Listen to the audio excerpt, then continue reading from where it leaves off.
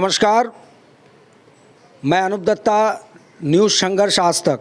दोस्तों, इस वक्त में एक बड़ी दुर्घटना घटी है और इस सूचना के आधार पे और उसके बाद हम यहाँ पहुँचे हैं। इस वक्त में जीबी पंत अस्पताल के ये टीबी वार्ड है, ये बिल्डिंग टीबी वार्ड है। ऊपर मानसिक चिकित्सा वाले वो वार्ड मौजूद है। नीचे जिस संदर्भ में हम आए हैं वो है नीचे जो बर्न यूनिट है, और इसके माध्यम से हम दिखाना चाह रहे हैं और बताना चाह रहे हैं कि यहाँ कुछ डिपार्टमेंट में ये हादसा जो है वो इलेक्ट्रिसिटी डिपार्टमेंट के एक सीनियर मज़दूर के मामला है और उनसे जुड़ा हुआ है। और वो कितने ज़िम्मेदार है और कितने ज़िम्मेदारी के साथ वो अधिकारी काम कर रहे हैं, और आप ये पूरी घटना जानने के बाद में आप बताइएगा कि इन उच्च अधिकारियों के साथ में क्या करना चाहिए, इनको क्या सज़ा होनी चाहिए। जी हाँ, ये घटना है जो जुड़ा हुआ है बी पापैया नामक एक मज़दूर, सीनियर मज़दूर है जो हड़बे में, जिनकी पोस्टिंग इस वक्त में है। लगातार 3 बार लाइन के काम के वास्ते उनको खंबे पे चढ़ाया जाता है, और इससे पहले 2 बार वो इलेक्ट्रोक्यूटेड होकर, यानी कि बिजली के झटके से वो खंबे से गिरते हैं, लेकिन अपने ही पैसे से वो ट्रीटमेंट कराते हैं। ना मज़दूर के लिए कुछ दिया गया कंपनसेशन, ना कभी कुछ सहायता उनको प्रोवाइड की गई। और अब पिछले 12 तारीख को ऐसे ही जब डिज़ास्टर की स्थिति बनी हुई है, हवा तूफ़ान चल रहा है, इनको फिर से जो हडबे के लिटिल अंडमान के वाटरफॉल है उस क्षेत्र में कुछ त्रुटि हुई, इलेक्ट्रिकल फॉल्ट, जिसके कारण इसको फिर से खंबे पे इनको चढ़ाया गया, बी पापैया जी को, और फिर से दुर्भाग्यवश वहाँ से बिजली के झटके लगने से वो खंबे से नीचे गिरे, और आज इस वक्त में वो यहाँ बर्न यूनिट में जो वार्ड है वहाँ एडमिट है। और क्या हुआ पूरा वाकया वो थोड़ा हम जानेंगे। उनकी पत्नी जो है, धर्म पत्नी, उनसे आप ज़रा बताइए क्या हुआ था। अपना भाषा में बताइए, तेलुगु में बोलिए। ड्यूटी के लिए आप आ जाइए थोड़ा साथ में। आप ज़रा बता दीजिए मैं क्या पूछ रहा हूँ, क्योंकि ये हिंदी अच्छे से नहीं बोल सकती हैं। उस दिन क्या हुआ था पति के साथ में? తెల్లవారు 6:30కి డ్యూటీకి వెళ్ళారు. 7:30 లోపల ఇలాగ పడిపోయారని ఇంటికి కవర్ వచ్చింది. మేము వెళ్ళాం మెడికల్కి వెళ్తాడికి కింద పడిపోయి మెడికల్లోన మనిషికి తెచ్చి పెట్టున్నారు. ये सुबह 12 तारीख कितने बजे ये घटना हुई? टाइम क्या हुआ था? 7:30 कल తెలిసింది మాకు. 7:30. आप बताएंगे क्या बोल रहे हैं?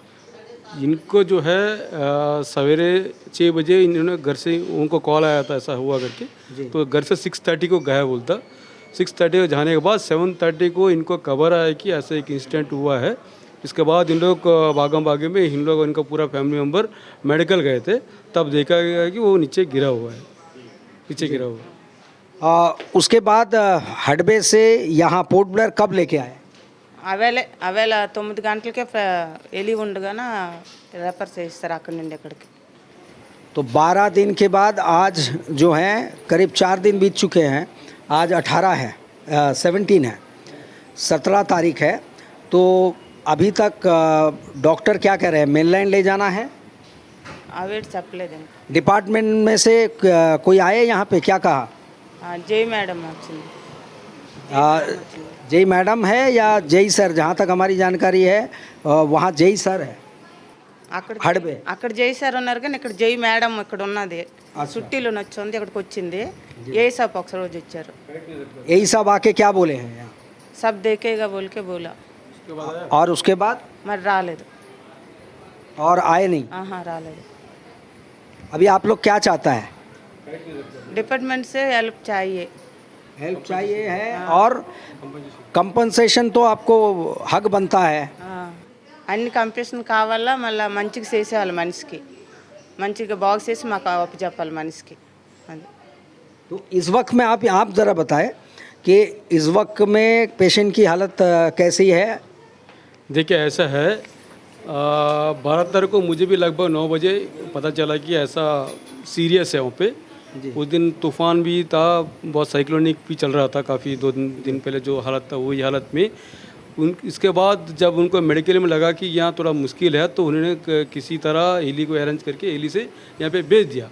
जब यहाँ भेज दिया, हेली पैड में भी उनका डिपार्टमेंट से एक भी आदमी नहीं आया। काफ़ी देर तक हेलीकॉप्टर में इनको रखे गए थे। बाद में इन्होंने किसी की हेल्प से जो है हेलीकॉप्टर से उतारा, बाद में एम्बुलेंस के थ्रू यहाँ पहुँचा। यहाँ पहुँचने के बाद भी मेडिकल भी एक भी आदमी नहीं पहुँचा। हम लोग फिर जो इनके जानते हैं रिश्तेदार ये सब जाकर फिर बात करके उसके बाद जो है यहाँ में वार्ड में शिफ्ट किया गया।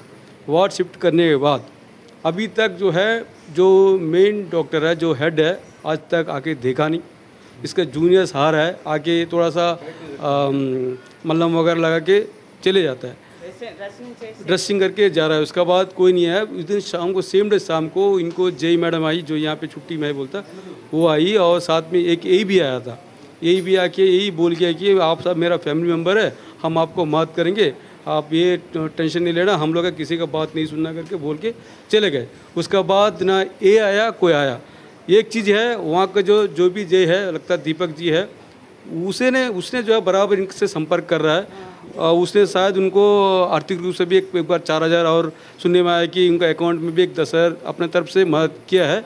इनको छोड़ के ना किसी के तरफ से कोई कॉल है, ना कोई आ रहा है, कोई ये नहीं है। मैं खुद उनको फ़ोन करके बताया कि कम से कम एक अटेंडर भेजो, क्योंकि यहाँ पे एक लड़का है वही काम कर रहा है, उसी के ऊपर उनका घर भी चलता है यहाँ पे। तो उसके बाद वो अटेंडर एक दिन आया, दूसरा दिन नहीं आया। फिर मैं पूछा तो क्यों नहीं आया, तो वो बोला कि उनको थोड़ा उसको भी बीमार है। बाद में इन्हीं लोग देख रहा है। मेरा सीधा सवाल है कि ये जो आदमी है वो मजदूर है, मजदूर के बाद जूनियर मजदूर, सीनियर मजदूर करके कोई लिखा में नहीं रहता है। उस समय जो और भी 7-8 लोग था, लेकिन उन लोग कोई खंबा नहीं चढ़ा, क्योंकि उस समय मौसम भी बहुत ख़राब था। उनका लाइनमैन है कि नहीं पता नहीं, वहाँ पे पूरा और इनके ऑलरेडी 2 बार दुर्घटना घटी है, तो इनको नहीं चढ़ाना चाहिए था। इससे पहले भी 2 बार जो है घटना घट चुकी है। और मेरे ख्याल से इनको इसी ईयर में नवंबर को इनका रिटायरमेंट भी है। ये सीनियर मोस्ट आदमी है, उनको प्रमोशन भी नहीं मिला है। ये 5 साल से इनको लाइनमैन का ही काम करा रहे हैं। इन लोग लाइनमैन का ही काम कर रहा है। उसी के साथ जो 2 बार गिर चुका है, इससे पहले भी आया, अपना खुद ट्रीटमेंट करके गए, 1 रुपया उनको डिपार्टमेंट से नहीं मिला। इन लोग बाहर से कहीं से जो है इंटरेस्ट वगैरह लेके आज भी इन लोग इंटरेस्ट पे कर रहा है, लेकिन किसी तरह कंपनसेशन नहीं मिला। उस समय भी इन लोग आके अपना ही फैमिली मेम्बर है, ये टोपीबाजी दे के चले गए। आज भी इन लोग डर रहा है कि ये डर रहा है कि इनका भी, तो उन लोग खुद अपना बचना चाह रहे हैं इस वक्त में। पता नहीं उनको समझ में आना चाहिए उन लोग क्या बचना चाहिए। नहीं, रूल के हिसाब से आप लाइनमैन को ही खंबे पे चढ़ा सकते हैं। आप किसी लेबर को या मजदूर को, चाहे वो सीनियर ही क्यों ना हो, वो क्योंकि सर्विस के जो नेचर ऑफ ड्यूटी है, जो उनको लिखा जाता है, उसमें कहीं नहीं होगा कि मजदूर को आप खंबे पे चढ़ाइए लाइनमैन के तौर पे। उनका नेचर ऑफ ड्यूटी जो है मजदूर है, वो कोई भी हालत में जो है लाइनमैन का काम नहीं कर सकते। लाइनमैन का काम अलग होता है, मजदूर का काम अलग होता है। लाइनमैन खंबा में चढ़ के वो ठीक करने का भी ज़्यादा क्षमता होती है उसको, क्योंकि वो सीखा रहता है, तभी वो लाइनमैन बनता है। इसी लाइनमैन को नहीं बन सकता है। मजदूर का नेचर ऑफ वर्क ही अलग है। आप मजदूर को जो है आप लाइनमैन का जैसा खंबा चढ़ा देगा तो गिरना ही है। हाँ, 2 बार गिर चुका है, उसका बाद भी रिपीट कैसे हो रहा है? एक बार गिर गया, दूसरा बार भी गिर गया, ये 3rd टाइम है। तो उनको पता है कि ये आदमी पहले भी गिरा है। इतना तो कॉमन सेंस होना चाहिए कि ये आदमी पहले गिरा है, इसको दोबारा नहीं चढ़ाना है। ट्रीटमेंट कूद किया है। मेरे को लगता है कि डिपार्टमेंट जो है इसको जागना चाहिए, पूरे इलेक्ट्रिसिटी डिपार्टमेंट जागना चाहिए। इससे भी किसी यही नहीं, बी पापा ये नहीं है, और भी कितने लोग खंबा से गिर गए, उनका लाइफ पूरा बेड रेस्ट में निकल गया। कोई किसी तरह हेल्प मिलता नहीं है। एक जागने की बात है, बहुत ज़रूरी है। बिल्कुल। और इस संदर्भ में मैं अपने दर्शकों को बताना चाहूँगा कि जब हमारी जेई कंसर्न जेई से हडबे के बातचीत हुई, जो कहा जा रहा है जिनका नाम दीपक जी हैं, इनसे बात हुई, तो उनकी अपने मजबूरी जो है वो सामने आई। क्योंकि डिज़ास्टर, उनका कहना ये था कि डिज़ास्टर का वक्त चल रहा है, हवा तूफान चल रहा है, हर जगह पे कहीं ना कहीं पेड़ गिर रहे हैं, और वहाँ पे इस वक्त में लाइनमैन वहाँ पे नहीं है, मौजूद नहीं है और शॉर्टेज है, और जिसके कारण से उन्होंने लिखा पड़ी कि हायर अथॉरिटी को, अपने अफसर को, लेकिन उनको कोई भी लाइनमैन प्रोवाइड नहीं किया गया। तो जेई के संदर्भ में आप अगर देखें, उनकी स्थिति जो है वो, अगर जो फॉल्ट आ रही है वो इस वक्त ठीक नहीं करते तो भी सुपीरियर उनके अथॉरिटी उनको कटघरे में खड़ा करती है, उनको सवाल जवाब करती है। और अगर वो करते हैं ऐसे, किसी मज़दूर को इमरजेंसी में चढ़ाते हैं और कोई हादसा हो जाता है तो भी जेई को कटघरे में खड़ा करने का प्रयास किया जाता है। और ये जो ऑफिशियल्स हैं, जो हायर अथॉरिटी है, आप एई कह लीजिए, एग्जीक्यूटिव इंजीनियर कह लीजिए, ये साफ साफ बचकर निकलने का प्रयास करते हैं, या यूँ कह सकते हैं निकल जाते हैं। तो इस तरीके का गैर जिम्मेदाराना रवैया, अब एक स्टाफ उनकी गलती के कारण इलेक्ट्रिक्यूटेड हो गया। आज वो आधे अपाहिज, जिनके अब रिटायरमेंट के कगार पे है, एक मज़दूर है जिनको रूल्स के हिसाब से, वैसे तो ये रूल के दुहाई देते हैं, आप एक इलेक्ट्रिक कनेक्शन के लिए जाइए, यही एग्जीक्यूटिव इंजीनियर यही आपको रूल्स बताएंगे कि ये रूल्स में नहीं है तो आपको मीटर नहीं दिया जा सकता, ये रूल्स में नहीं है तो आपको ये सुविधाएं नहीं दी जा सकती है, आपका जीपीएफ क्लियर नहीं हो सकता है, आपको इंक्रीमेंट नहीं दिया जा सकता है, वो रोका जाता है। दुहाई रूल्स के देते हैं। और आप ये बताएं कि इस वक्त में क्या रूल्स था? क्या रूल्स को ताक पे नहीं रखा गया?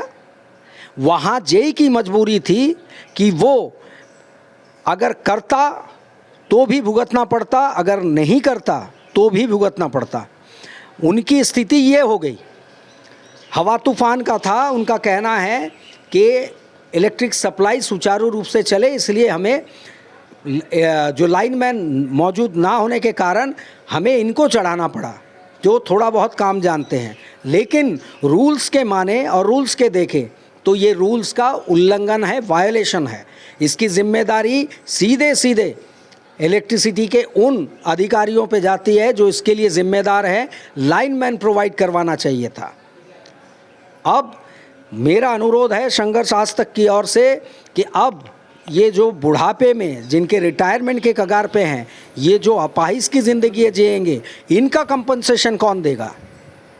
रिटायरमेंट के बेनिफिट देंगे, वो तो आपको देना है, वो रूल्स में है, उन्होंने सर्विस दी है, आप रिटायरमेंट के बेनिफिट देंगे।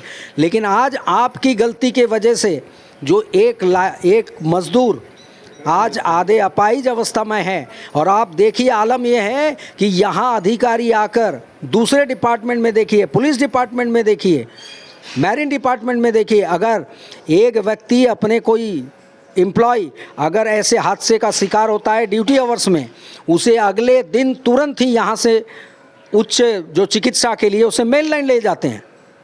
और आज चौथा दिन है। हॉस्पिटल में भी मैं गुजारिश करूंगा इन पे ध्यान दिया जाए तुरंत। और डिपार्टमेंट जो सिर्फ 5,000 10,000 और इस तरह के दिलासे देकर काम चलाना चाह रही है, वो बचना नहीं चाहिए। डिपार्टमेंटल इंक्वायरी होनी चाहिए। अगर जेई साहब गलत नहीं है, जेई साहब ने रिक्विजिशन और ये मांग की थी कि लाइनमैन यहाँ पे होना चाहिए, यहाँ पे पोस्टिंग कीजिए, तो जेई साहब की गलती ना माना जाए, बल्कि ये एग्जीक्यूटिव इंजीनियर इसके लिए दोषी है जिनको ये प्रोवाइड करनी थी लाइनमैन, और उन्होंने नहीं की, और इतने बड़ी दुर्घटना घटित हो गई। और डिपार्टमेंट इंक्वायरी के ज़रिए ये पूरा पर्दाफाश किया जाए और इनको कटघरे में लाया जाए और इनको सज़ा मिले, और इस बेचारे मज़दूर को उचित जो चिकित्सा है, वो हायर चिकित्सा जो मेनलैंड में है, वो तुरंत ले जाने की व्यवस्था की जाए। और कंपनसेशन के तौर पे इनको अलग से 50 लाख रुपए देने के लिए मैं अनुरोध करूंगा एडमिनिस्ट्रेशन से और इलेक्ट्रिसिटी डिपार्टमेंट। ये आपके लिए सज़ा और आपके लिए फ़ाइन होगी कि आपने एक जान के साथ, एक मज़दूर की ज़िंदगी के साथ खिलवाड़ किया। और उम्मीद करेंगे कि इसको चीफ सेक्रेटरी महोदय और सेक्रेटरी पावर इसको संज्ञान में लेंगे और तुरंत इस पर कोई उचित कार्रवाई करते हुए इनको, चूँकि चिकित्सा व्यवस्था और इसके साथ साथ कंपनसेशन देने की व्यवस्था करे। और मैं इसी के साथ मूर्ति के साथ कैमरामैन अनूप दत्ता, न्यूज़ संघर्ष आज तक।